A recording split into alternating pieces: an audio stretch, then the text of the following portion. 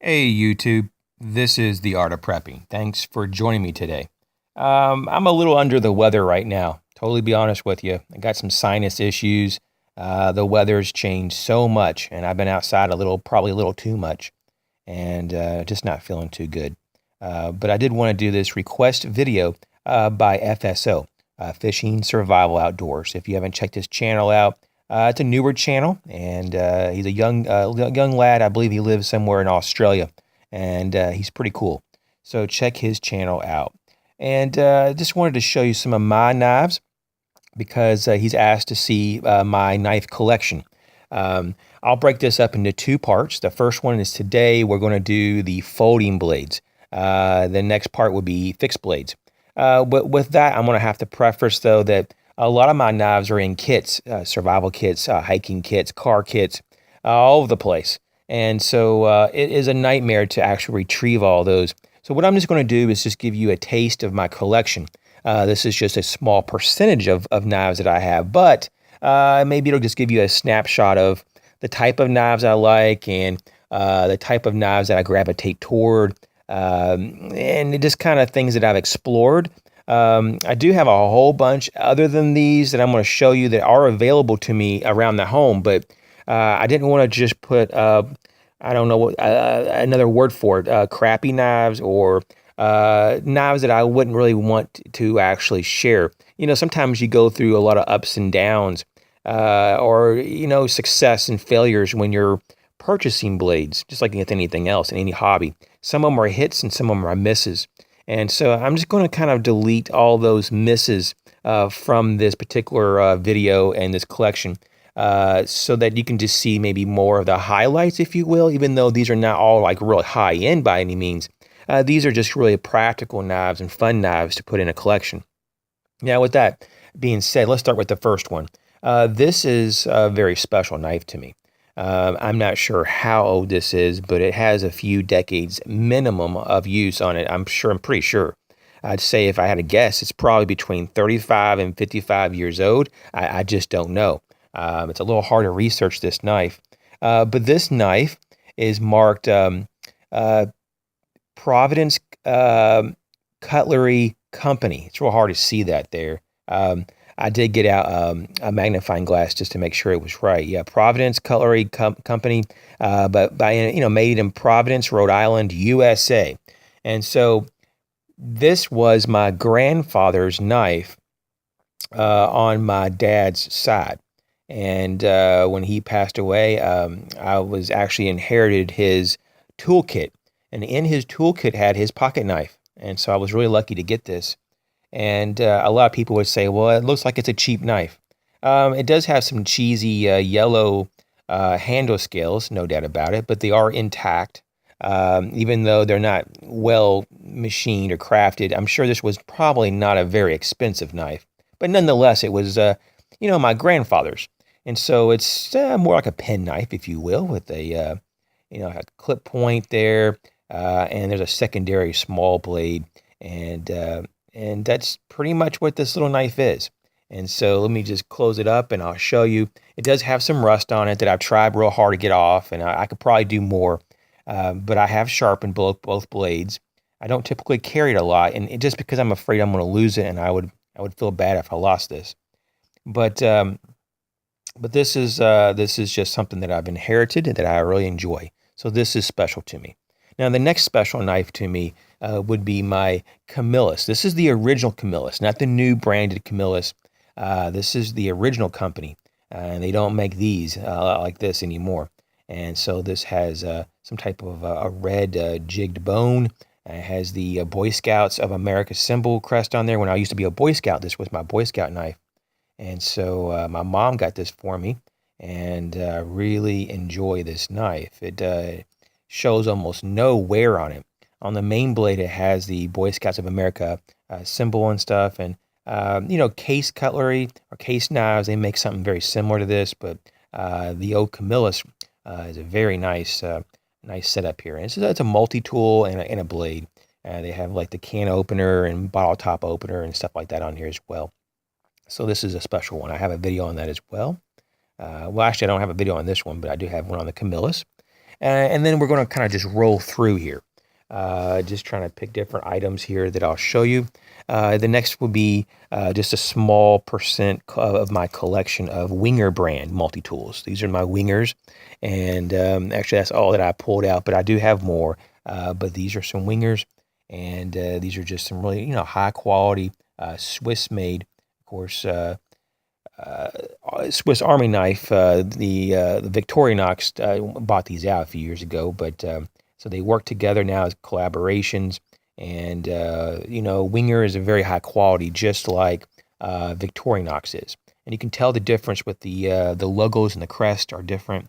And so I'm going to set these two Wingers aside and introduce just a small percentage, very, very small percentage of my actual Victorinox collection. And I really enjoy these. Most of my nicer Victorinox are in my kits. And so I have a lot more ALOX type, which would be like these types with the ALOX, which means aluminum scales. And so I have those in a lot of my kits. But I did have a few of them floating around that I could show you. And so I'm not sure if, here we go. I'll try to get all these in frame here. Okay, so here's some right here with the ALOX, and I got just different styles. Some of them are recruits and so forth. This is the largest one that I have. And this is the Outrider, and it has a lot of different tools. It's by far the largest and the most bulky, and it has a locking blade. Here's the actual mechanism to release the main blade lock. So that's really cool. So this is just kind of a snapshot of some of them that I have. I probably have, I don't really know, honestly. I have a lot more than this. This is not even half. But this is just kind of as a representation of some of the things that I like. I like these a lot. So let me just pause and I'll reset up here. Okay, so now on this particular knife, this is a Slitzer knife. Slitzer obviously sounds German, and it is, but it's actually a U.S. made, in terms of conceived with a collaboration, I do believe, with Slitzer. So believe it or not, on the back here, you'll see that it actually has a U.S. patent number on the belt clip or the pocket clip, and the U.S. patent number is 425390. It actually is kind of interesting because they outsourced this knife. It's made in China for Slitzer, Germany, but yet it has a home office in the United States and a U.S. patent. So I think that's pretty cool. It's all stainless steel. It has a little bit of weight to it, not too much though. I put this little lanyard here, and it has this oval hole for a one-hand easy opening, half-threaded blade. Forward choil here, so you can choke up on it. The ramp and the choil are not serrated. It's just smooth, but you can still lock in because of the contours of the handle. And of course, this is a lock back. And it's okay, this is kind of a budget knife. And these go for just different prices depending on where you get them. But when I used to be a knife dealer, I could get these at wholesale for less than $10, but I think the actual retail was around $30. So that's just a heads up. You can also take the pocket clip and reverse it on this one. So let's move to another one. And this one is so sharp. I've cut myself a couple times on this. I have to be very careful. But this is a Colt. And this Colt knife is just beautiful. And this is a button lock. Like we talked about before, it's called a plunger lock if you use the technical term.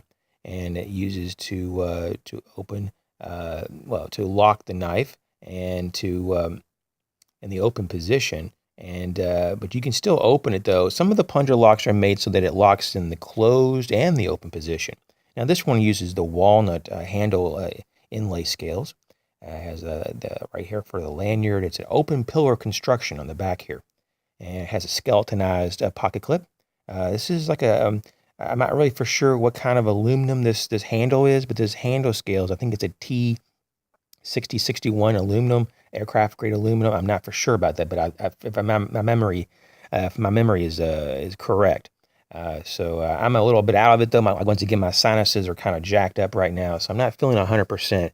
But that's just kind of what I remember. Now the next one will be the one of my only stilettos that I think I own. It's just a little lockback. And this is made by Falcon.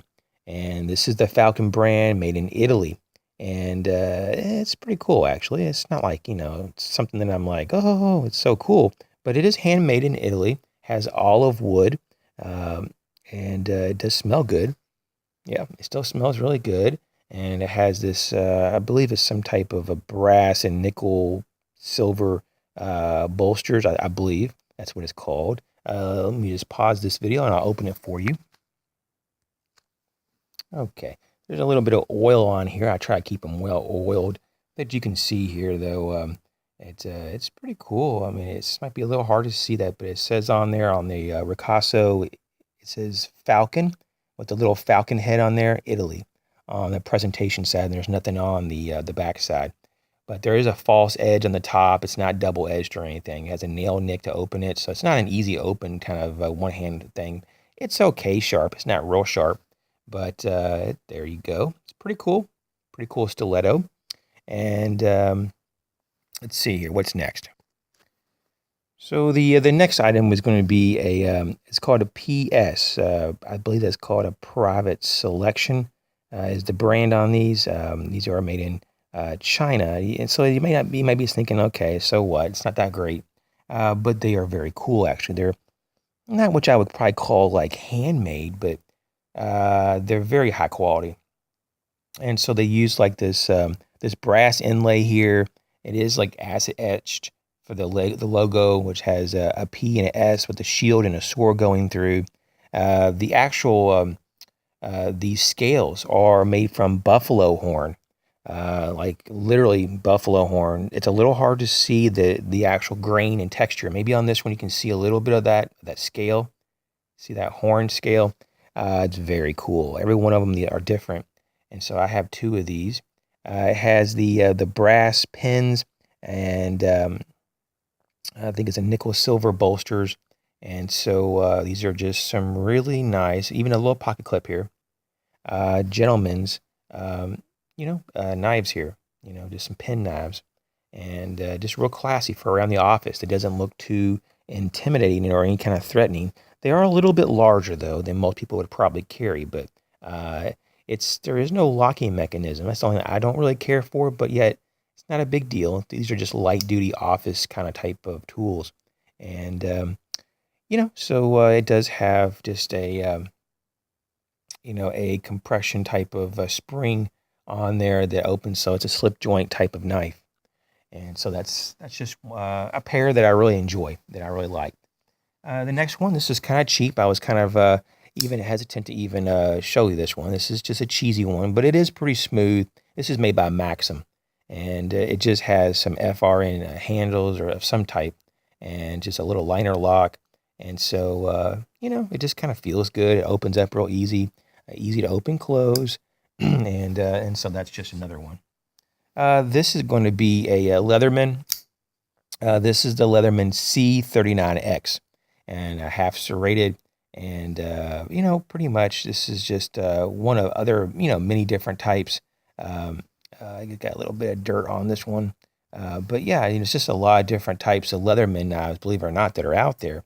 This one's a liner lock. It actually has, I think it's some kind of brass bushings. It's very smooth. It really is. Let me just do that one more time. It is just amazingly, it's just smooth. It has an open pillar construction, and pocket clip on this side, this Leatherman. Let me just show you one little hidden feature that's kind of unique, even though I don't really use this knife. On the back here, you can actually push this up and check that out. It has a carabiner built in, so you can clip it to something. And when you're done, and you don't need the carabiner anymore, I'm trying to remember how this worked. I think you push down. There it is. Yeah, you push down, and it recesses back in. So it's kind of different. So that's the Leatherman. And I'm not showing any of my Leatherman multi-tools in these series, the first or second one. These are just straight up knives for the most part. Even though you could say, well, what about all those multi-tools? Let's just kind of get on with it here. So Emerson knives. I like Emerson, but they're very expensive. To be totally honest with you, it's just too much for me. I can't really get to the point of actually spending that much money. So I have got this one though. This is the only one that I have. This is the Emerson Hardware knife series. I believe this is the Traveler model, not for sure. But look at those very, aggressive serrations. Amazing. And on most of these knives, I already have a video out. I'm just trying to put them all together for FSO so you can just kind of get a snapshot. And so this is pretty cool. I'm not sure if these are easier or harder or what to find anymore. I don't know how hard these are to find. They might not even make some of these anymore. I don't really know. I don't keep up with these kind. But I do believe that these retail for around 100 or a little more. Maybe it's 110. I'm not for sure. But these are made, I believe it was in, I think it was in Japan. Hold on, let me check. Yeah, it's a Seiki City, Japan. So pretty good quality on this one. Now, this one, when I was a kid, I got this, and I just for some reason I've kept it. This is made by Poor Man, and it looks like a poor man would have this because it's just some real basic. I think it's walnut, brass pins, and it's kind of rough. Let me just say, kind of rough. They didn't even like stain the end here. It's just it's pretty bad. Just a slip joint knife. It doesn't have the best fit and finish by any means. I'll just pull a little bit of it out, and there you go. It's definitely a working man's knife. Nothing wrong with it. It's just not really that great in terms of the fit and finish. Something you'd be like real proud of, pull out and show your friends. The next one here is going to be a Winchester.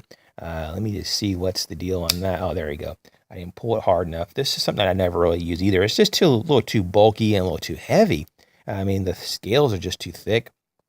But nonetheless, it's not like a horrible knife. It's just a lower budget knife if you're just looking. If you like Winchester and you like this design, I'm not even sure if they make this one anymore. This one's quite a few years old.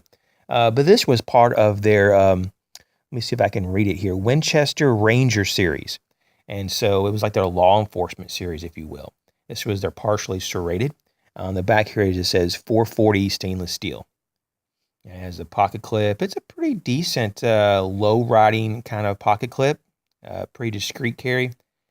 But as you notice, though, there's only one place for that pocket clip. You can't move it from this one place. So when you put this in your pocket, it's going to be right-handed, tip down only.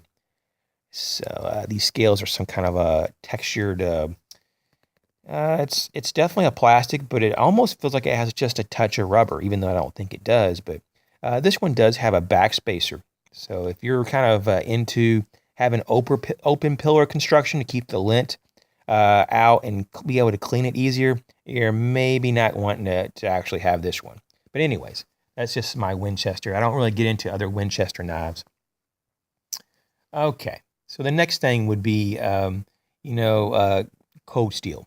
And, it's one of those things that it can be, especially the newer ones are really expensive. There's no doubt about it. But this is the Mini AK-47. And I will have to tell you, I really like this knife. I do have another one I'll show you in just a moment. But just a perspective, it's not that big really compared to the full size. And so this one's really cool. It has the thumb, what do they call this? The thumb disc to open it. I'm not really that fond of that, but the blade itself is just beautiful. It's a great knife.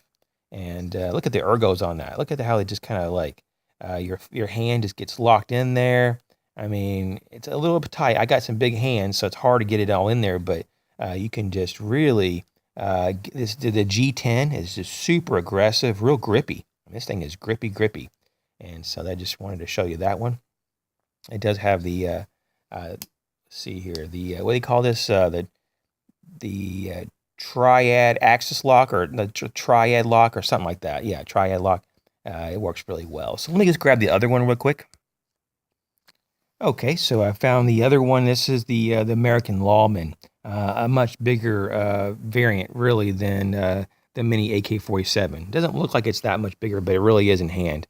And so this one actually has the traditional thumb studs, and you can see how much bigger this puppy is. This is a nice full size. The American Lawman, I guess this was designed by Cold Steel, made in Taiwan for law enforcement. They do make a Mini Lawman. I just preferred the full size. And so this is not that heavy, though, for the size of blade. It's actually very nice in hand. So I just wanted to show you that. And once again, even though this is a multi-tool, I'm just going to sneak this in this one. This is a Marbles USGI multi-tool. knife. It's not made in America by any means. It's not even that great of a fit and finish and everything. It looks nice, but there's definitely some flaws with this, no doubt about it. And so I wouldn't recommend this, but I just wanted to show you because it's just kind of cool looking.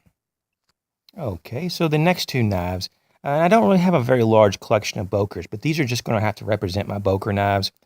These are going to be some of their mini switchblades, as you can see. And boom, that is super cool. And over here, what we have is also another variant.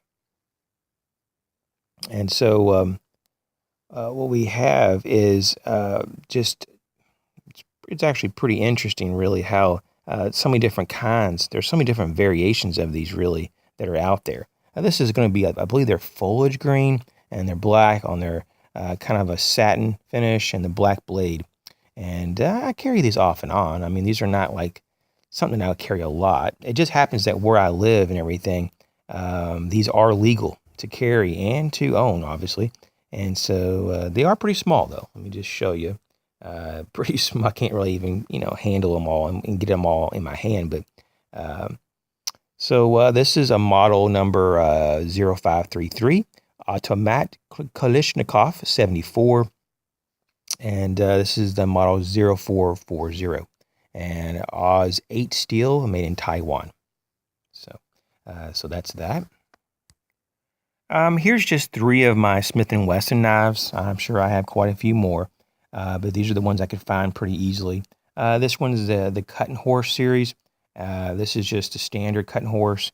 And so this one's a little rough looking. It's seen better days. It's been in some kits and stuff, and it's been exposed to the weather a little bit. This is model number CH002 SER. SER just stands for serrated. It says hammer forged surgical stainless steel made in China. And so Taylor Cutlery makes these for Smith & Wesson. Now, what just happened just recently, and I have a video on this, is that Smith & Wesson bought out Taylor Cutlery. So they're actually going to be making their own knives. Smith & Wesson will be making their own brand instead of outsourcing their logo and their trademark. Now, this is an older one. It's kind of dirty still. Who knows how all this dirt gets on stuff. But you can see this is a little bit more of a special edition. And it has the Taylor Cutlery and Smith & Wesson seal on the back, which is a little more rare. It says 440 stainless steel, surgical stainless steel, hammer forged, model number CH002B. And so this has the full flat edge with the black blade and a little thumb hole to open it. And this is considered part of, even though this is a Cutting Horse, this is the actual Smith & Wesson Gold Shield issued Cutting Horse. If you can see that all right. Not sure that's coming in. So anyways, it's just another variant. And the gold shield is this is kind of a gold, even though they're both gold, so I don't really know what the deal is. And over here, this is Smith & Wesson Homeland Security 440 stainless steel and titanium finish, green G10 handle scales, model number CK7H, designed by Stuart H. Taylor from Taylor Cutlery, making these once again for Smith & Wesson. And the darker part of the reverse side of the Ricasso, it says hammer forged surgical stainless steel made in China. These are okay. These are definitely cheaper knives. I kind of was hesitant to even maybe include these, but this is just representing part of my collection. So I just wanted to be honest. These are knives that I got when I was much younger. I would never buy these again. But once again, you live and learn. But what I do like are some of these buck knives. And I'm getting more and more into the traditional buck knives. I don't particularly actually even have many buck knives, which makes me want to have more. I think buck is overlooked quite a bit. So this is kind of one of them right here, of the Buck Light Max, I believe that's what they're called. So this is the large, and there's a medium and small. And so these are actually really high value knives. They're all made in the USA. The large one is model number 486, and I won't bore you with the other ones. You can easily look that up, but this is a buck. And on the back side here, it's just blank. And so, it's just kind of depends on what size you need and want. Has a nice deep carry pocket clip and 420 high carbon steel, HC, 420 HC. So you got to watch out. They can rust kind of easily, but I'm going to have to actually wipe these down a little bit because I noticed just a little bit of surface rust on a couple of them. They wipe off pretty easily, so it's not a real big deal. But these are all pinned construction, as you can see. You can't take these apart. That's the only problem. That's the only reason I would probably not be like that excited to recommend these, even though they are pretty good value for around $20 or less. I haven't looked these up recently, but I think they still make them. So it's a possible option if you're wanting to get into those. Gerber. Let's talk about the Paraframe. These are the standard Paraframe and the mini Paraframe, and they make larger ones too, and all kind of colors. And so this is the mini, and I got this part of a set. It was actually this black one here, and this green one was part of a set that I got a couple Christmases ago at Walmart. And it's okay. I never used this little guy, but it's just one of them. This is the newest one that's been out, at least that I have. It has a larger thumb studs and just a few different variations from the older one. This is one of the original ones. You see how much smaller those thumb studs are? Let me just bring this back and show you. There's other differences too, but bam, look at that. So there's, Gerber does make changes over the years. People say, oh, you're selling the same thing every year. That's not true at all. They definitely change things up. And so this is the partially serrated, and this one is my really well broken into finally fine edge. And you can tell that, there's just, if you look hard, you'll see some differences. I don't want to spend too much time. This video is already over 26 minutes, and we're not done yet. So I'm just going to close these back up. I would recommend these for light duty use or everyday carry. And all three of these actually are liner locks. So that's kind of cool. They use a type of anodized aluminum. The next one would be the dozers, the Ka-Bar dozers. I have a lot more than these and more colors. These are just the quickest ones I could grab. The Ka-Bar dozer series or the Hunter series, some of these. This is, of course, one I've just recently done, the mini dozer, or sometimes referred to as the small dozer. And then, of course, we have the other dozers. This is the more traditional Hunter right here. And I like this coloration a lot. So those are some Ka-Bar knives. Let's go ahead and jump into just two of my Kershaw knives. I think this is called the Squaw. It's a very nice, like a little office knife. It's not too threatening. And then, of course, I have a whole bunch of these the Kershaw Shuffle 2s. And, these things are like a little razor blades. You got to be careful with them. It does have a forward choil you can choke up on and get a really good purchase. And it has other features on here, bottle top opener and things. I have many videos on this knife, but it's a pretty good knife, I would have to say. You can easily adjust it and make it as loose or as tough as you want to open it. So that's cool. I did have a couple more buck knives that I had on the backside. Sorry about that. I had two more I'll just throw in real quick. This is the Buck Mayo. I don't think they make this one anymore. This one goes way back. And so basically, this is their all stainless steel with titanium overlay, model number 174. And this is really cool, actually. This is probably collectible, I would imagine, by now. And it's a little bit of a heavier knife. Once again, all metal steel construction. Pocket clip on the back there. And it is made in China, but this one is it's made pretty well. I'm not sure what the blade steel is, but if I had to guess, it's probably 420 HC as well. They're a high carbon 420. And a nice knife. And the last buck that I'm going to bring up is, of course, something that I've talked about recently as well. This is their Vantage, the Buck Vantage. This is the standard size. I have been kind of thinking about getting the smaller one, but it's a nice knife. Nice knife. Once again, you got to watch out with rust on these things. Just had a few rust issues, and I got pretty much that, most of it taken care of, if you will. It also has this thumb hole, so you can actually open it that way or use the flipper. They both work really well. I'll do the flipper one more time and don't need that much effort at all to open it up and to close it one-handed. So I highly recommend this knife. It does have a wide girth there where the clip goes. That's the only thing about this. You can get a little wide there, but for around the $20-some range, you cannot beat it. And lastly, we're just going to close this with my favorite brand. Just grab just a few. I have a video that shows pretty much my complete collection. May have been... I'm not sure if I had this one in there or not, but I pretty much show it. So if you want to know more about my other Spydercos that I couldn't find or they're in kits, feel free to just do a search on my channel for Spyderco knives. And so what we have here is the Tenacious. Very nice, commonly found and known about knife.